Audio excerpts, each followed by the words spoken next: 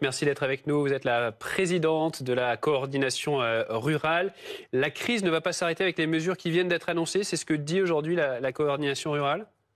Alors tout à fait, le compte n'y est toujours pas, même si lorsqu'il s'agit de mesures de trésorerie, la coordination rurale souligne toujours le caractère positif des mesures. Néanmoins, accorder de nouveaux prêts aux agriculteurs alors même qu'ils sont en attente d'argent de l'État, c'est difficilement acceptable de leur part, sauf à ce qu'il y ait une prise en charge.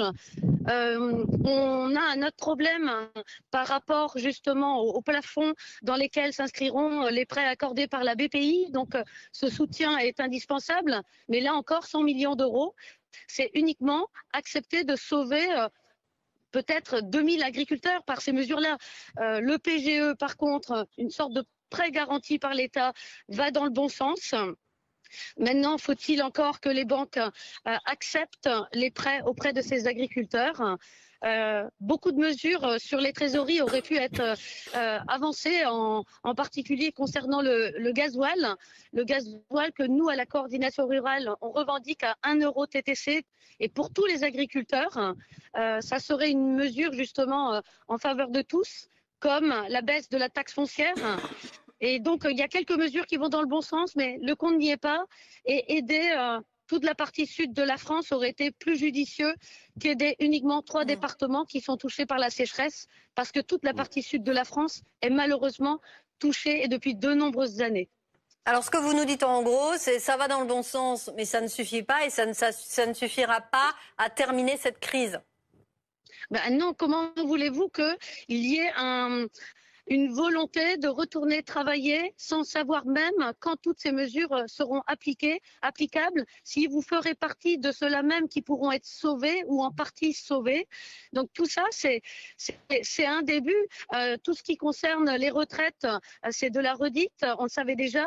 Tout ce qui concerne les contrôles, un seul contrôle administratif, on le savait déjà. Franchement, le travail n'est pas fini.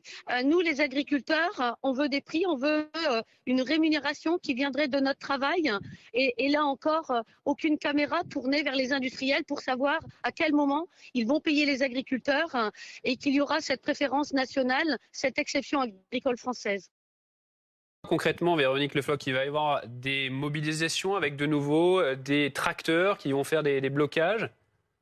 Eh bien, écoutez, quand j'écoute les adhérents sur le terrain, et notamment tous ceux de la partie sud, ceux-là même qui auraient aimé se sentir accompagnés, sont déçus, très déçus.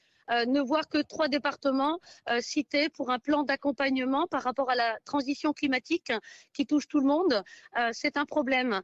Vous prenez les céréaliers qui, par rapport aux mesures annoncées par rapport à Ecophyto, eux aussi là sont déçus parce que la promesse de l'État, c'était pas de suppression sans solution et c'était pas plus d'Europe en France, donc pas de surtransposition. Or, ces derniers mois, nous avons vu encore des molécules être supprimées. Donc tout ça des nouveaux ne va blocages, pas dans notre sens.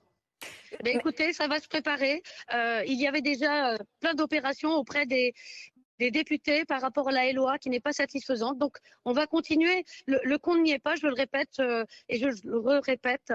Mais est-ce que vous n'êtes pas un peu seul? Parce qu'on a l'impression que du côté de la FNSEA et de jeunes agriculteurs, ils sont plutôt satisfaits de ce qui est déployé par le gouvernement. Alors, eux considèrent que leur phase de travail est terminée. Nous, j'ai envie de dire, notre phase de mobilisation va redémarrer. Ce n'est pas entendable. Franchement, vous entendez Gabriel Attal dire qu'il faut reconnaître que les agriculteurs devraient avoir une retraite convenable. Et à ce moment-là, il dit même qu'on va tenir compte des 25 meilleures années. Mais quand vous avez 25 meilleures années qui ne sont pas bonnes et que votre retraite, elle est en dessous de tous les minima, les seuils de pauvreté, enfin, franchement, c'est se donner pour un métier qui est d'intérêt général majeur et la récompense, il n'y en a pas. On finit juste usé et le seul choix que l'on a, c'est de passer sa vie à essayer de soutenir, pousser nos enfants et faire en sorte qu'il y ait un repreneur. Aujourd'hui, l'urgence, c'est de sauver tout le monde et faire en sorte que personne ne quitte le métier, contrairement à ce que la FNSEA et les JA disaient, prononcer un plan d'accompagnement vers la sortie de ceux qui sont le plus en grande difficulté. Sauf que selon le ministère de l'Agriculture, 40% des exploitations françaises seraient en détresse financière. Donc ça ne le fait pas, franchement.